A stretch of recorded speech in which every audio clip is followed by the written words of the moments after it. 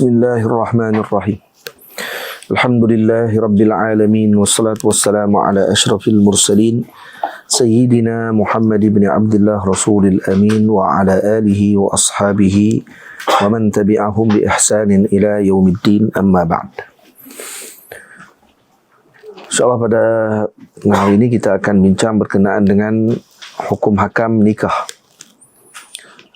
Faslun fi hukmin nikahi. Jadi setelah mana kita telah mempelajari tentang rukun-rukun, syarat-syarat bagi setiap rukun. Jadi di sini ada persoalan, adakah wajib bagi setiap manusia itu berkahwin?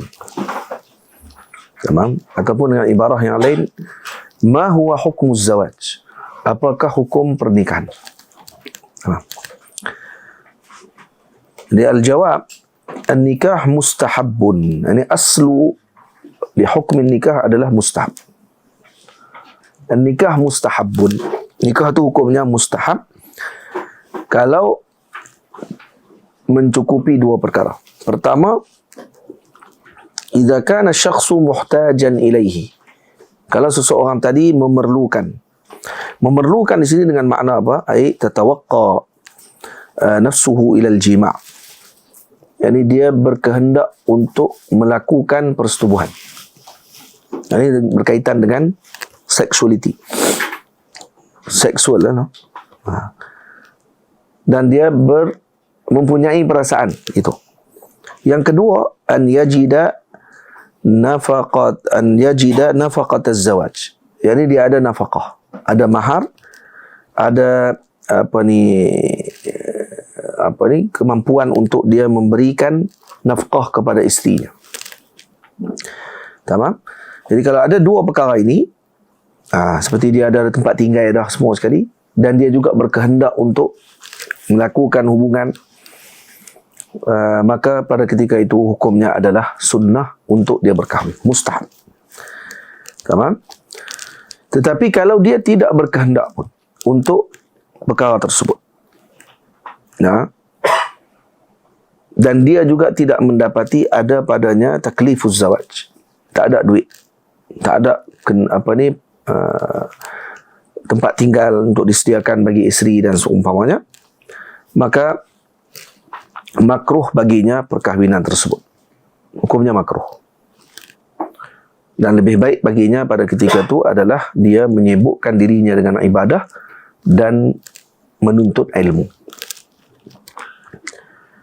Dan kalau dia mempunyai keinginan untuk melakukan persetubuhan, tetapi dia tidak mendapati padanya terdapat nafkah, tak ada duit, tak ada tempat tinggal yang dia boleh sediakan kepada isterinya. Tempat tinggalnya bukan mesti dia beli, sama dia sewa atau seumpamanya, termasuk sekali. Maka tidak juga disunatkan baginya berkahwin.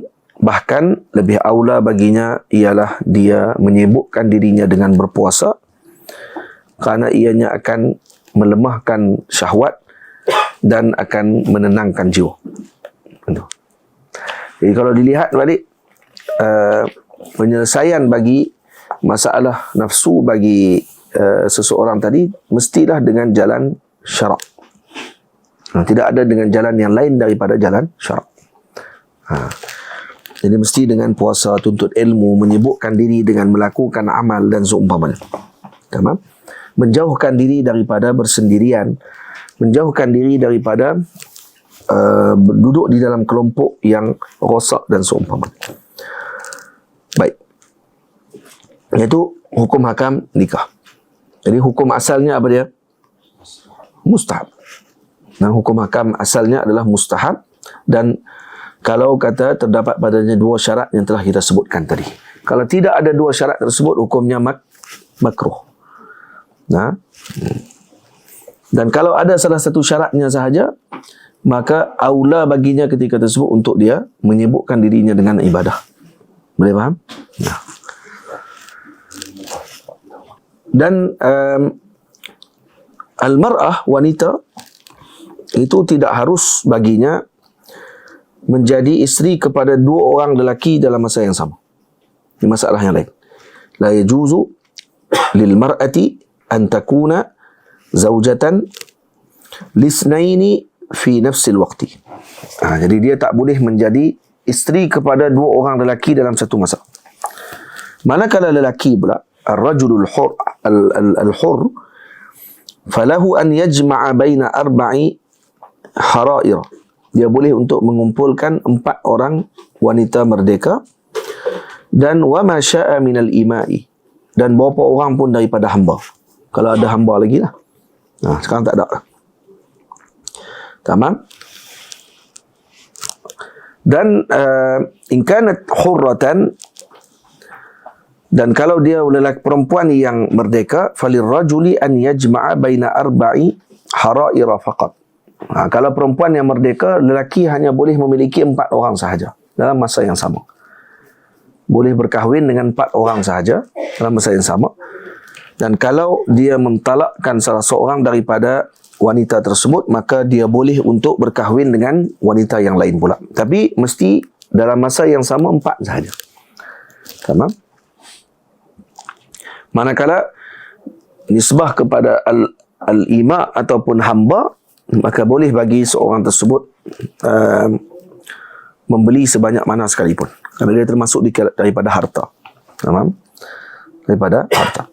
Jadi kalau dia ada 100 orang hamba perempuan sekalipun, maka tidak bermasalah baginya. Boleh. Manakala hamba lelaki pula, tamam? Hamba lelaki, dia hanya boleh memiliki 2 orang isteri sahaja. Tamam? Sama ada 2 orang isteri tersebut adalah hurratain, 2 orang perempuan merdeka, suaminya hamba, ataupun 2 orang wanita hamba, 2 orang saja hamba perempuan 2 orang, atau seorang hamba, seorang merdeka. Jadi lelaki hamba, dia hanya boleh milik 2 saja. Sama ada 2 lelaki yang 2 perempuan yang merdeka, ataupun 2 perempuan hamba, atau semuanya atau seorang lelaki perempuan hamba, seorang perempuan merdeka. Dia bukan macam lelaki yang merdeka. Lelaki merdeka boleh memiliki 4, dan hamba sebanyak mana pun tidak ada masalah. Tamam? Jadi kalau seorang hamba contohnya berkahwin dengan seorang perempuan yang merdeka, kemudian dia berkahwin pula dengan seorang hamba perempuan yang lain, maka dia sudah memiliki 2 orang isteri pada waktu tersebut, maka tidak boleh baginya menambah lebih daripada itu. Sama. Dan di sini ada masalah. Wahia anna al-hurra la yajuzu lahu an yatazawwaja al-amata illa bi 4 syurut. Ini ada masalah yang lain pula. Lelaki yang merdeka tidak boleh mengahwini wanita yang hamba melainkan dengan 4 syarat sahaja. Kalau nak kahwin ni, bukan milik, dia nak kahwin. Kahwin dengan hamba, bukan milik. Milik dibeli. Dia pergi beli di suk Abid, bayar harga seperti mana contoh Piramli itu. Dan kemudian bawa balik rumah. Bertugas di rumahnya. Dan boleh tak kalau dia menyetubuhi wanita tersebut, yang hamba perempuan tadi? Boleh. Kalau dia bukan isteri kepada hamba yang lain. Itulah.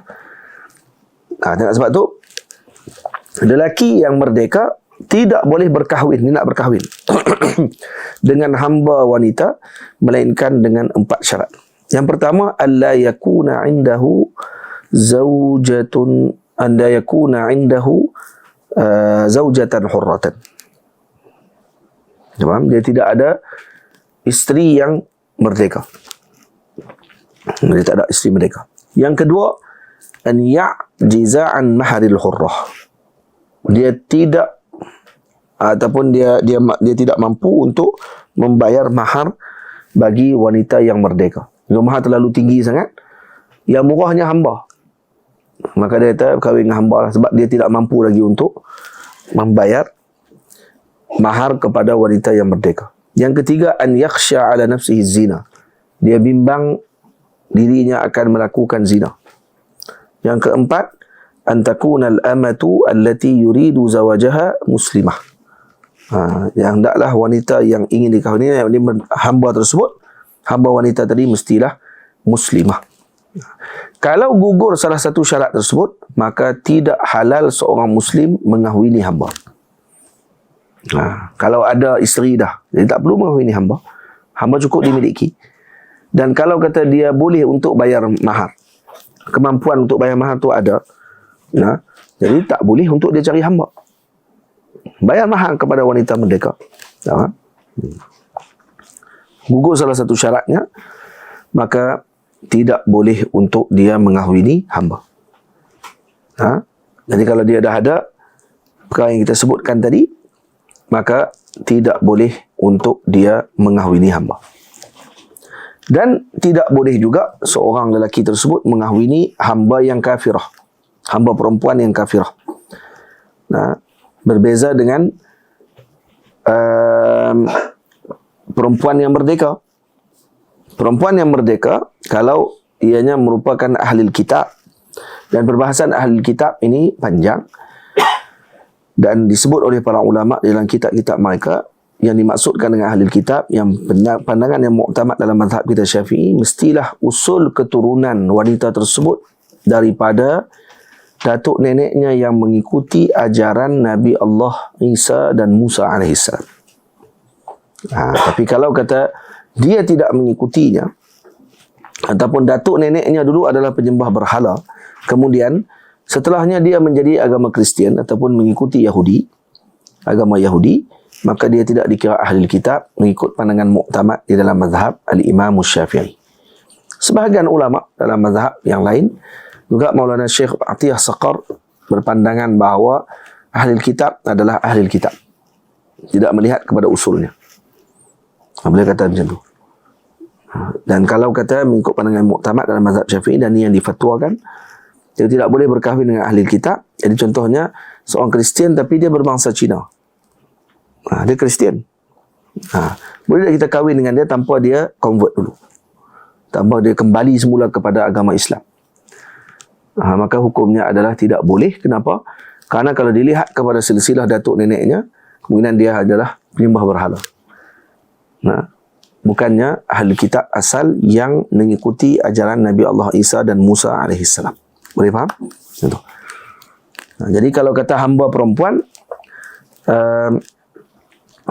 tidak harus untuk dikahwini. Tapi kalau perempuan, kalau kata hamba, kalau kata hurrah, perempuan yang merdeka, kalau dia ahli kitab, contohnya dia daripada Palestin, contohnya daripada Palestin, dan dia ahli kitab, dia orang Kristian ataupun Yahudi sekalipun.